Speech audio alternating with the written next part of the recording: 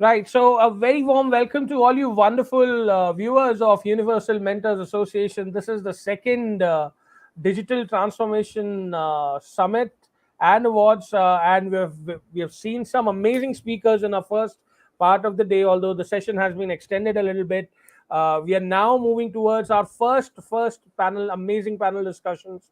As promised, we'll be having some stalwarts of the banking and finance sector speaking in today.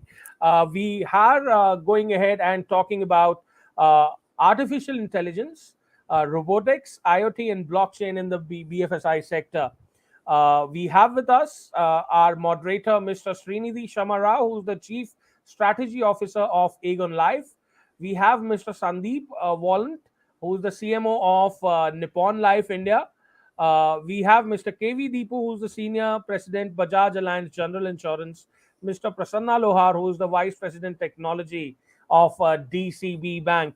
Welcome to all you wonderful speakers on this amazing platform. We also have with us Ms. Namrata Sinha, who's the Senior Psychologist of Brain Wonders, who are the sponsors, who are the partners of this amazing event that we've been bringing to you. Namrata Sinha is a senior psychologist and research head at Brain Wonders, India's largest counseling organization. As a member of Brain Wonders, she has extensively worked with many corporate firms, including 10 in the BFSI segment itself, and worked with their teams to boost clientele, cater to business development goals, and also in the human resources department. I think Brain Wonders solves one problem, and that is, attrition and placing the right people at the right place because of their psychometric, world-renowned psychometric assessments, which will help also to acquire a lot of clients for the NBFC sectors. They've been doing wonderful work. But without further ado, do not miss this session, guys. Mr. Srinidhi Shamarao, sir, being the moderator of this amazing session, I'll not take a further second from you. Please take this session away. Thank you. Thanks, Sandeep. Good morning, everyone, and very warm welcome to the first summit at the BFSI Summit. Thanks, Universal Mentors Association, for making this happen. Very warm welcome to all of you. So we are now going to talk about the marriage of the emerging technologies. It could be AI, IoT, and all the related technologies out there, and how the BFSI sector has been using it, and what does the future look like. And to do that, we have some of the industry stalwarts today. We have Sandeep, we have Deepu, and we have two more folks joining us, in a few moments. So let's start with Deepu, sir. Right. So we have been talking about AI and ML and IoT and all for a few years now. It all started a few years back when when the CEOs were thinking, okay, what's this beast? Will it really give the ROI and so on and so forth? Like, it started with skepticism, and a lot of companies jumped into it. And very soon, within a matter of a few years, it became like the industry norm, where unless you're digitized, you're going to be obsolete very, very soon, right? And pretty much today, there is absolutely no company, at least in the large cap and mid cap sector, where they're not actively investing in digitization and digital transformation and related technologies that include AI, ML, IoT, and all the good things out there, right? So Deepu sir, based on what you have seen out there, what's hot right now, especially on this side of COVID, right? What's hot? What are the trending use cases? What are the things that have become like industry norms in terms of use cases, in terms of tool set technologies, and so on? What's going on in the world? Yeah. Morning, Srinidhi, and good morning to my fellow panelists and to the audience. You are right, Srinidhi. What has happened in the last couple of years, thanks to COVID, is digital transformation has now become, the norm. Especially when you have people working from home and with not just in a digital way of working, but a digital way of living.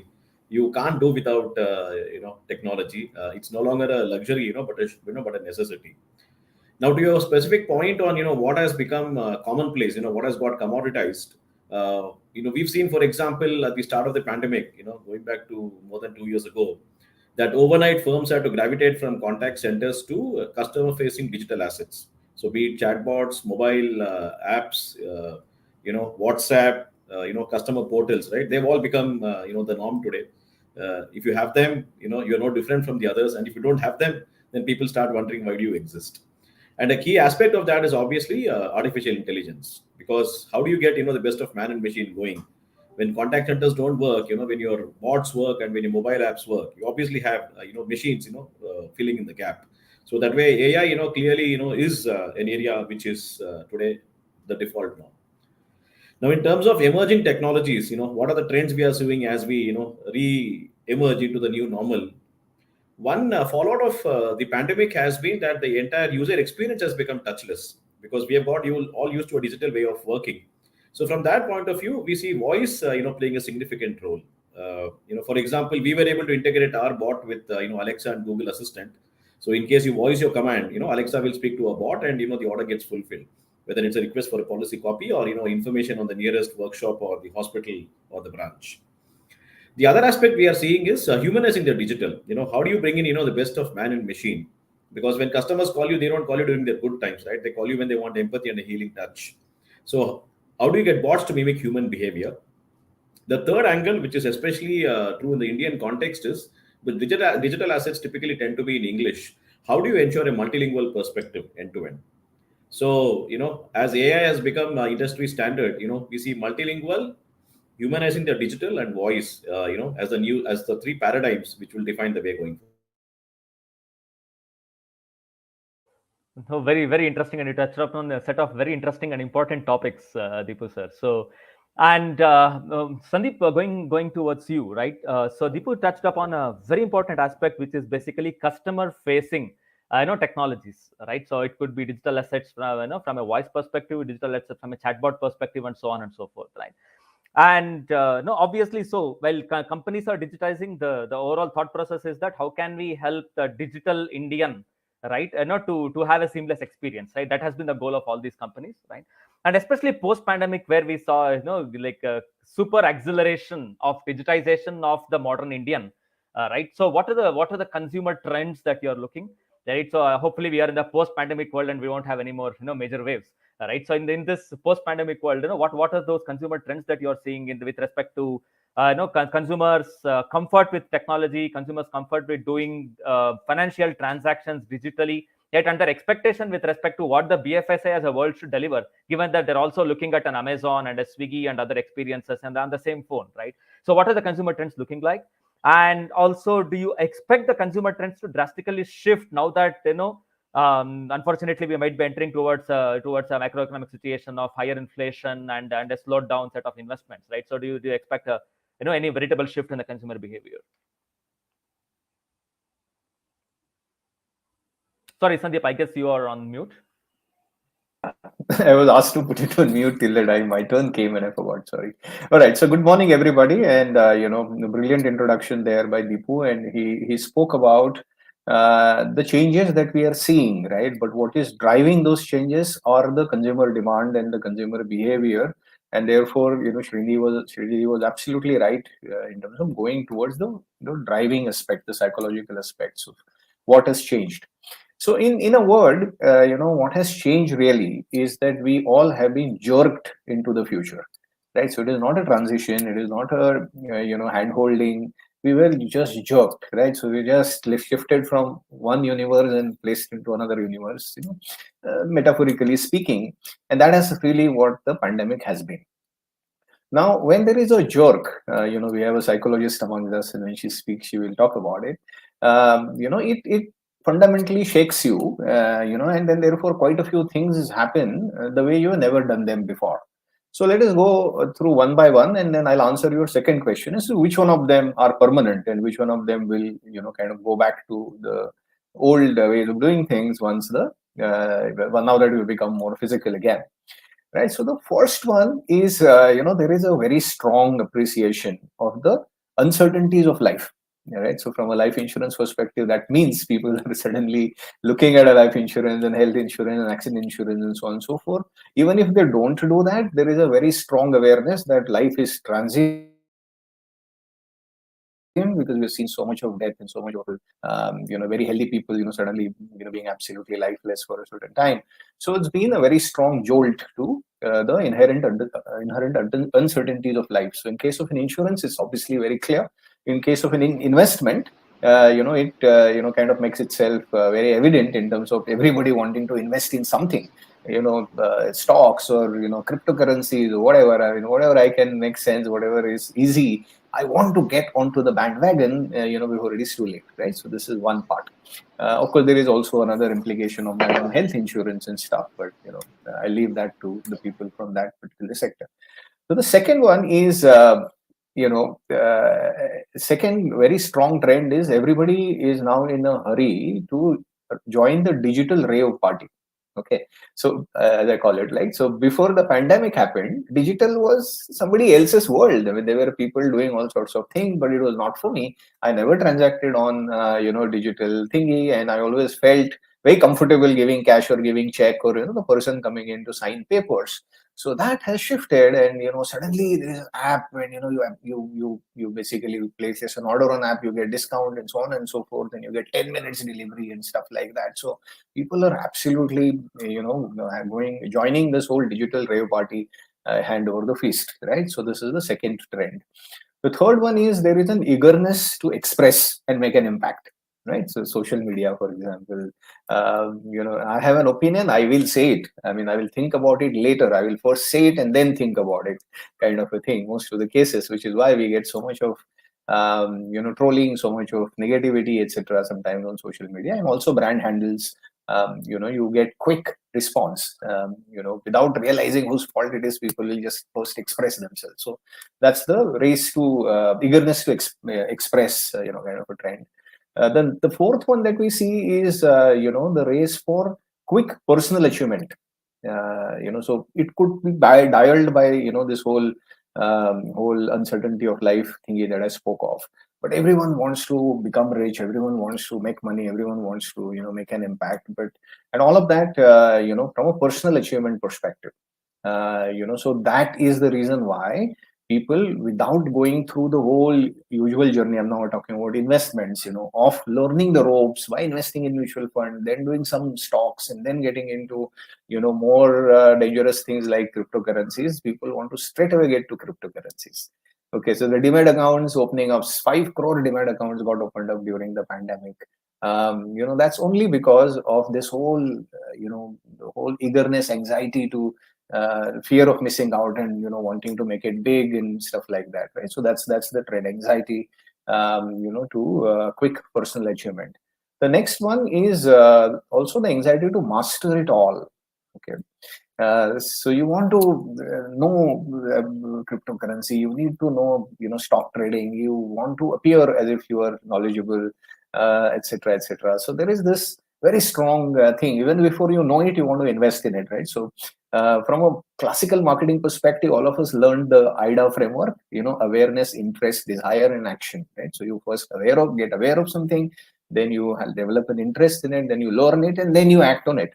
Right, so that whole thing is turned on its own. So people act first, and then you get to learn what it means and stuff like that, and some of the ramifications get to be known later. Okay, now all of these things that I said so far are unfortunately irreversible, because people are already kind of evolved, to that extent, and then therefore there is a responsibility on the brand shoulders to now complete the education. So having awarded a degree, now I need to, kind of, let's start your education, kind of a thing that we have to be doing. The next one could be reversible, which was the heightened expectations from technology. So when work from home started and people realized that, oh God, I mean, you can happily work from home, and there's so much of benefits of that, and suddenly there was this whole sense of over dependence on technology. Technology kuch bhi kar lega, to the extent that some very very knowledgeable companies run by very knowledgeable people started this 10-minute food delivery kind of a thing. I mean, you put your mind to it, all of that sounds completely unthinkable, but then that's because there was this whole dependence, over dependence on technology and stuff like that. So that's heightened expectations. So which is evident in insurance, for example, quick claim settlement. You see those advertisements, right? So accident ho gaya, fatak se, you just put your claim, and suddenly there's going to be somebody coming in and kind of making it good to you. So that's whole rush that is being dialed up. Quick onboarding in case of mutual funds, right? So one of the reasons why you get so much of 6 crore accounts got opened up on a demat side is because the onboarding is quicker. So you start trading in like in 5 minutes of you downloading the app. So that's the piece. Quick profits, right? Everyone wants to, how can my money get doubled in 6 months? No one wants to. So Warren Buffett suddenly became outdated. Did you realize that in 18 months' time, there's so many people who actually started proclaiming that they have acquired higher wisdom than Warren Buffett in, like, after like seeing 3 videos on YouTube. So that's the whole heightened expectations piece. The last part, and I'll come to that little later, is this whole sensitivity about privacy. The data privacy, etc., etc. So on one hand, I want customized offers. On one hand, I want the brand to know everything about me, and I don't have time to answer stupid questions. But on the other hand, I am very, very sensitive about, how is my data being used? Why did I get this email? I never signed up for this, and so on and so forth. So those are the 6 or 7 things, that are very evident, because of this jerk to the future, that has happened. This is one bucket. The other bucket is that, having joined the rave party, and having been there for 5 minutes, now there is this whole heightened confusion, as to where have I come. Yeah, because obviously this transition has been so fast. I've been shifted to the future, but I have not really learned about it. So this heightened confusion. Okay, so want to master finance, but concepts are ambiguous. Okay, so can I get some tips? Okay, can the app suggest what to buy? And then there are those apps, right? So they will, without bothering about a risk profile, without bothering about what you have done, what stage of life you are in, they will straight away suggest you a basket. You kind of invest into that basket, and you're kind of done with it, right? So, and that's why we have today a scenario where these 5-6 crore investors who have opened a Demat account, they say Demat to khol diya, abhi lene ka kya? So what should I buy? That kind of a thing. So there is this heightened confusion. So from a brand perspective, I'm sorry, I'm jumping a little bit into that, but I made that statement earlier that people have got a degree, now we got to educate them. So there needs to be a deeper understanding of these issues, okay, and better storytelling from our side, better handholding, because these consumer journeys are crisscrossed. Right, and that's where somewhere some of these AI ML, which can do one-on-one communication, that come into play. And lastly, this pandemic has highlighted the absolute need and transformational, ability of one-on-one communication. So those brands who have been able to do these one-on-one communications, leveraging the powers of artificial intelligence, etc., are ahead of the curve. They will stay ahead of the curve. But somewhere we need to make an adjustment that we're now back to the physical kind of reality, and so some of these trends will start playing backwards. But we have arrived in the future, whether prepared or not, and the brands will have to kind of manage the consequences. Thank you. Very, very interesting. Thanks for that, Sandeep. And Amrita and Deepu sir, feel free to add in.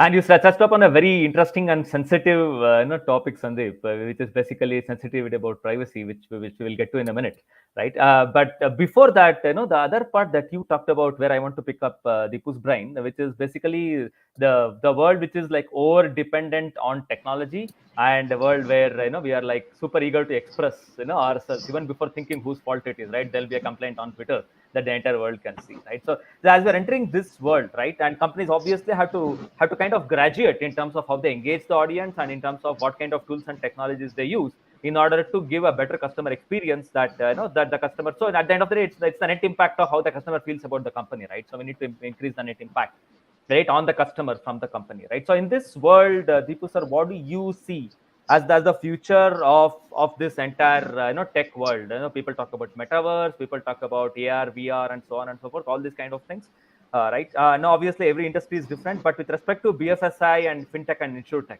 right? So what do you see as the future of technology? Where should the CXO start thinking about in terms of investments? Yeah, that's a good question, Srinidhi, because as we emerge from, the pandemic, into this new normal, people want to see, what are permanent trends and, what have been, transient or, fleeting trends. I'll start with the customer. Something which adds value to the customer, will stay, because clearly, there is benefit in that, right? Just to give an example, we all have been, reading the media about how at various firms across the globe, if it is not a work from home or a work from anywhere scenario, employees have turned down offers. So clearly, they're seeing benefit. If why do you need to commute to office? If you can do the whole work from home, right? So what adds value will continue. So coming to your point around metaverse, AR, VR, and this entire suite of emerging technologies, those technologies which will create a win-win, as I mentioned, will continue. So let me give an example. Let's take AR and VR. Now let's assume you need to basically examine a large factory from a claim perspective.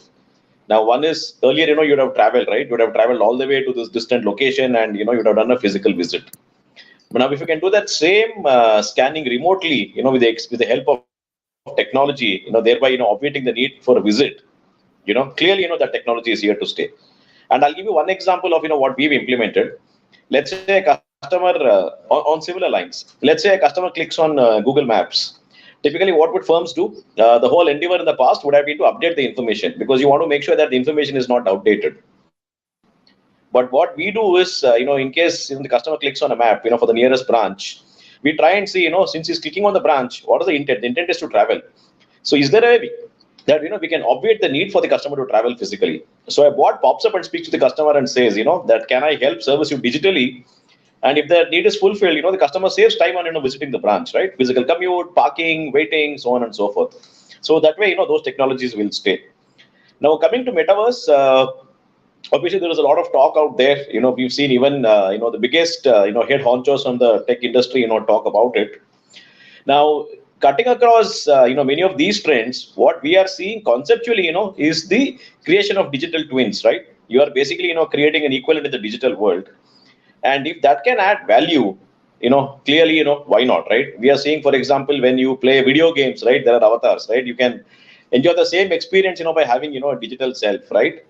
Even, for example, take this call itself, right? Physically in this call, if I removed myself to go to the washroom, I'm absent. But digitally, even if I go to the washroom, I can still be absent, because it's my digital icon which is there on the call, right? And that can help, right? Because if let's say the washroom is within hearing distance, right? Even if I go to the washroom, I can still hear what's going on the call. So that way it adds value. Whereas physically, if I went out, I would not be able to hear what is going on. So whether it's VR, whether it's AR, whether it's metaverse, as long as the digital twin can add value to consumers, we clearly see that these trends are here to stay. And to your point around what are the trends which we are seeing, specific trends which emerge. I mentioned to you earlier that conceptually we're looking at multilingual. We're talking about voice, and of course we spoke about humanizing the digital. And what firms are also trying to do is trying to differentiate themselves so that you go beyond the standard offering. Again, I'll give you an example of what we've done. If you look at IoT, insurance firms globally offer a product called telematics. What happens in telematics is you basically make the car smart. You can now have driving behavior, and using these diagnostics, the customer can have a more informed conversation with the insurer when it's time for renewal. What we did is, by leveraging this technology, because now the car is smart, we offered a feature called geofencing. What happens in geofencing is you can digitally mark the routes that you traditionally take. So if let's say you're a working couple and the driver has to pick up kids from school, you can say these are the traditional routes from school back to home or back to the daycare center. Should the driver take off on a completely new route, you get a digital alert. That's how you can add value, and these value adds are likely to sustain themselves going forward. So I'll basically conclude by saying that you need to go back to the drawing board and see what makes sense for customers, and the specific examples that I quoted, where there is clear value addition, they are here to stay for the long term. Very, very interesting. Thanks for that, Deepu sir. And you touched upon a very interesting use case. I go on to Google Maps to figure out the right branch, and what you're doing is you're digging a little more into why I am doing what I am doing, which is basically figuring out my intent as to why I want to go to the bank, and then see if a chatbot, for example, can help me do whatever I was supposed to be doing, through the interaction in person with the branch, right? Now this brings up onto a very sensitive topic, and I think we have the house expert here, Sandeep, who can help us out, right? So as a customer, on the one side, I'm delighted that yes, the company is helping me, to figure out why I wanted to go, and then and obviate my need to go to the branch, right? On the one side, right? But on the other side, boss, are you intervening into my privacy, right? How did you know that I wanted to go to the branch for this particular reason, right? And how much is delightful versus it crosses the border of, okay, are you infringing into my privacy, right? So customer again, wants on the one side privacy to be protected, on the other side, want a delightful experience, from the company. So how do you reconcile these two things? Maybe we'll start with Sandeep, and I guess Deepu, I'm sure you'll have a few points of view as well. Right. So how do we reconcile these two things? Are there principles, or are there technologies? Where do we draw the border between privacy and delight, customer delight? Yeah, so a very interesting question. So again, you go back to insights. You understand that the first, very, very essential ingredient for me to share anything that I have with you is I need to trust you, right? So trust is the foundation of any relationship, as it is called, and this is also a relationship with the investor or the customer, consumer, whatever. So the trust is the first stepping stone, and you need to establish that before you can ask for information, or we can use the information, or you could even think of designing a use case. So the first is that we have to establish that. So I'll give you an example of investing. That's the world that I come from. So making sure that the person that you're talking to is getting a very precise, very customized, kind of an interaction or a proposal or a suggestion from our side is the first stepping stone that we need to ensure. Right. The second one is the transparency. Along with trust comes transparency. They are the two faces of the same coin. So the brand, which is very, very transparently telling you that this is the information I have, this is how I'm going to be using that, using this information, and this is how I'm going to be helping you. Becomes the second step. Therefore, and the third, piece, which becomes again very, very clear, very, very important, is the security. Okay, does the customer feel secure with whatever information that you are giving them? So just to give you a simple example, if an investor gets in communication from our side which says that Mr. So and so, we are in the month of May, and for the next year's tax planning, you may want to start your ELSS. We know that you have a tax liability of 1.5 lakh rupees or whatever, and here is the fund that we suggest for you to start investing. You may like that, because obviously if I'm taking care of you and there's something that is helping you, and somewhere that's information that I've told you earlier also that I'm taking from you. But if I present you a snapshot saying that Mr. Srinidhi, you have a family of 4, and there is this there are 2 children of yours which are school going, you need to be, one is in the 5th standard, one is in the 7th standard, and this is the plan that you should have for their higher education, and for your retirement, this is what we believe you ought to be doing. Now it shows my knowledge, it shows that I have planned something, but then it may just scare the hell out of you, because you're not prepared for receiving this communication out of the blue from a brand that you barely got to know a week ago. So I think the calibration, by remembering this TSS framework, which is trust, security and safety part of it, that's really the way to solve this conundrum, because the bottom line is that that we are all communicative species. People, you want to talk to each other, you want the other person to know you, you want recognition, you want the kind of a support, but you want that at your speed, and in a way that it does not threaten you. So the trust and threat are the two things that we need to balance going forward. So that's the insight perspective on how to handle this. Very, very interesting. Thanks for that, Sandeep. Do you have anything to add, Deepu sir? And Namrata, of course, you are being a psychology person. I'm sure you have a bit of things to add as well. Feel free to go ahead. Yeah. So yes, Deepu sir, would you like to go ahead first? Yeah, thank you. So Srinidhi, I think in terms of the underpinning, Sandeep touched upon the right aspects, which is trust and transparency. Just to build on that and talk about specific strategies to ensure that this gets translated into practice. I think the first thing which we need to take cognizance of is that when it comes to privacy, it's always a choice for customers.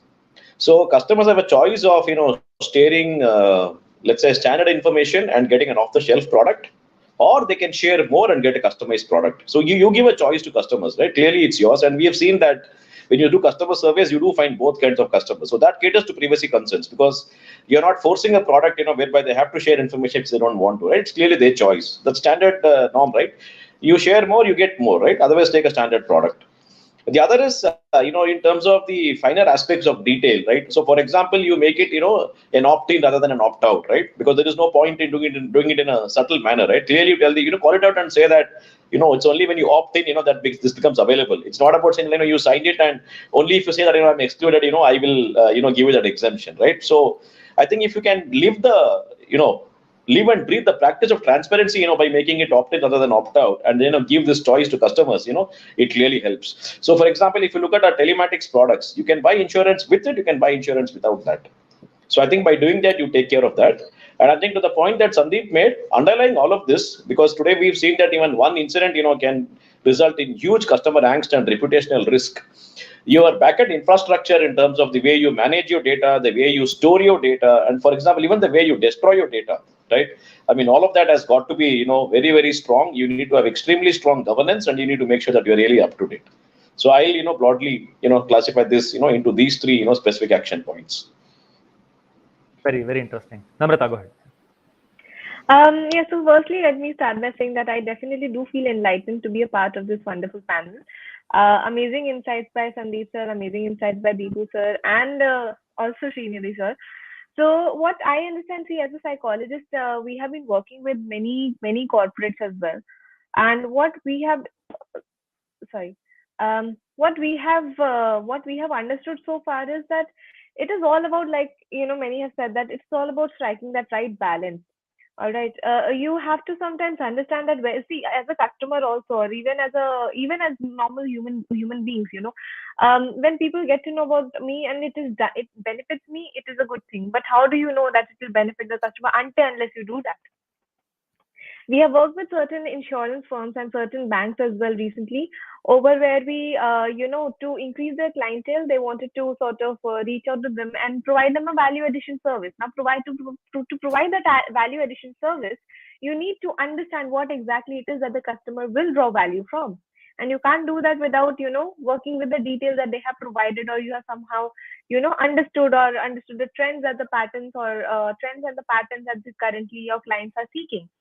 So it is all about, I think, finding that balance where it's very easy to have multiple debates on technology, boon or bane, but I think it is always a very, very personalized experience for everyone, and one shoe will not fit everyone.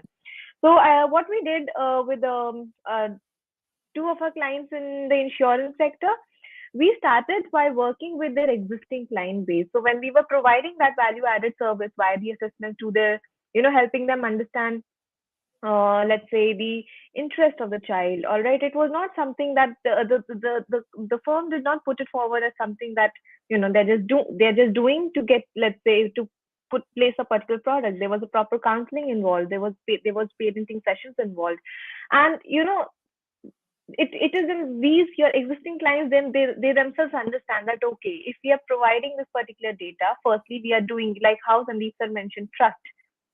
They are knowing that yes, this data is being valued. It is not data, it is a human experience, it is a human connect that they are providing. It is, and that value of sharing a certain part of their lives is something that anyone would always cherish, if they feel that the value has been returned to them by the, let's say, the company or the firm that they have chosen to take in a service from.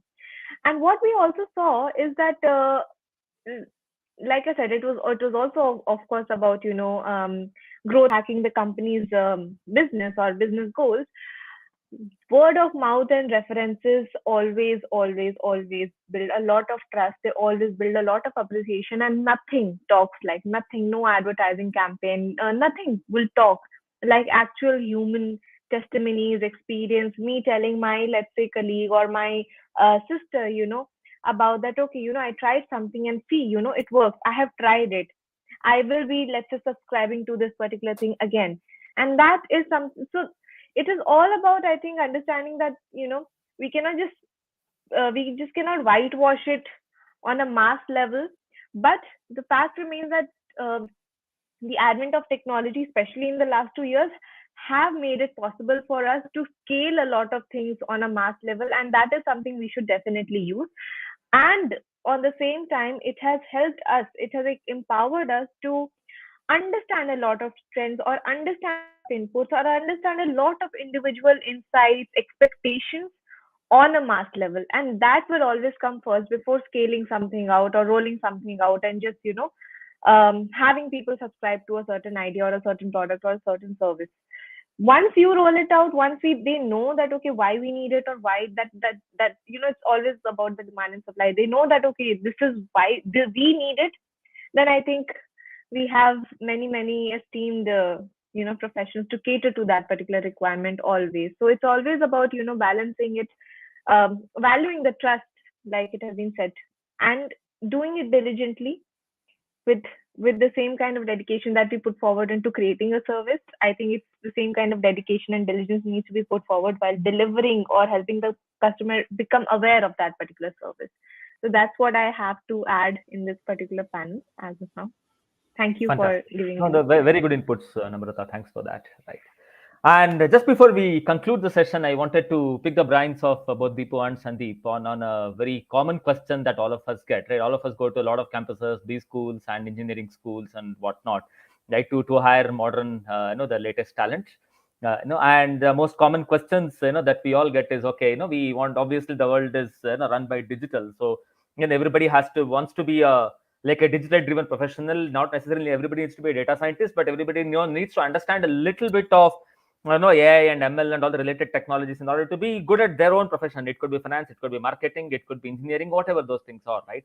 Sandeep and Deepu, you have seen a lot of the world. You have grown through the ranks and done some big rock projects that have moved some big things for your respective companies, right? So what's your advice for the young talent that's coming out of the colleges? It could be undergrad or it could be B schools and masters, etc. So what's your advice for the young talent in terms of how do they equip themselves for the modern digital world? Deepu, I thought Deepu left. Okay, all right. So I will, take that on. I think where I sit, and I'm an engineer, and I done marketing for most of my career, so it's left brain, right brain, both. And therefore, my advice is very simple. Where I sit, I do not see the youngsters facing any technology challenges, in their life in terms of learning a new language or learning a new skill, or they don't really have to struggle. Most of them are digital natives. Natives, as in, and sometimes you're scared, to know their familiarity with technology and their ability to grasp new things. Which is 10 times, more than what you were at their age, kind of a thing. So I don't think technology is ever going to trouble them. But I very clearly see the softer aspects of life, are going to be troubling some of them. Right. So, pick up things like understanding of human psychology. How does the human mind work? The emotional aspects. The very fact that we are very, very emotional creatures. There is a psychologist on the panel, but I like the number that I like to quote is about 94% of our decisions are purely emotional, and the rest 6% logic we use to justify those emotional decisions. So understanding the human drivers is going to be something that people should spend a lot of time, especially data scientists and people who deal with a lot of data, because behind that data is a thriving human being, and that human being is driven, governed by the emotions. So do have a deep understanding of where is that coming from, which will add a lot of value to you going forward. Technology, you will grasp it because you're born with that talent, but please do understand that henceforth the humanity will face a lot more psychological issues than technological issues, and be prepared for that. Yes. If I could add to that, Yes, please. one second. So over the past, I'll say maybe 3.5 years, because we design assessments for placements as well as for recruiting, whether it's campus or a company hiring for any level. And what I have seen is a great shift from our clients. So some of them were, let's say, some of them are new who have come up with these particular requirements, and we have also seen that clients with whom we have been working for, let's say, 6 years, they have asked us to, and we have also seen it, rightly so, revise certain aspects of the assessment. So initially, the focus was more on the skill, okay, is this technical skill handy? Let's say the financial aspects, or is this analysis, or data interpretation, or whatever it is, right? It very rightly so focused on communication and social skills. And then, over the last 3.5 years, it has very, very, very smartly advanced to EQ. as Sandeep sir also brought forward. And in the last, I'll say 7 to 8 months, what we have seen is the demand, apart from EQ, has been focused a lot on predicting the work ethics and the work standards that a particular candidate will bring into a particular company. So, with all this remote working, while you have, because see, it is not just the trust factor is not just extended to a client, it also works between, let's say, a boss and an employee and within the organization itself. And that is exactly, we have been revising a lot of assessments into various, let's say, for a certain the healthcare industry or the VFSI industry or whatever is the requirement of, or however that the work culture of a particular company is. And the focus on work ethic, the focus on basic quality like dedication, intrinsic motivation, or let's say punctuality, discipline, these kind of things have taken up a lot of, like, let's say at least 20 to 30% of my questionnaires are now focusing on this because of this shift in the whole approach to work style. Because it is not something that only the candidates or, let's say, an employee is supposed to deal with. It is also the whole system, the whole organization also has to deal with the particular transitions we have been forced to make to our approach to how we want to work.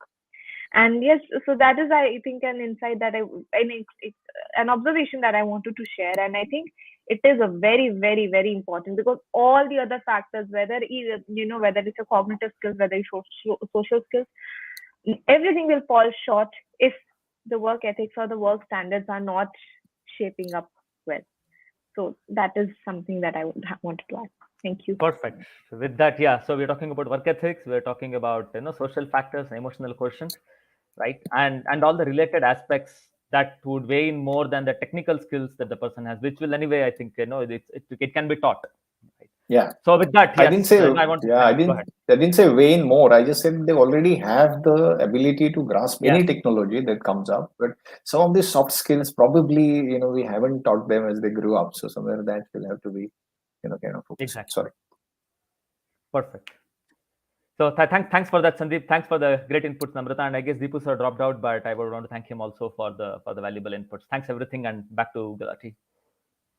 Thank you so much, sir. And I think this was such a wonderful session, and covering all the aspects of the artificial intelligence, robotics, right from psychometric assessments and how all of these could fit in a banking and finance sector. And so totally agree with all the points that the panel has brought out in front of us, in front of the audience, where we are talking especially about the work life balance.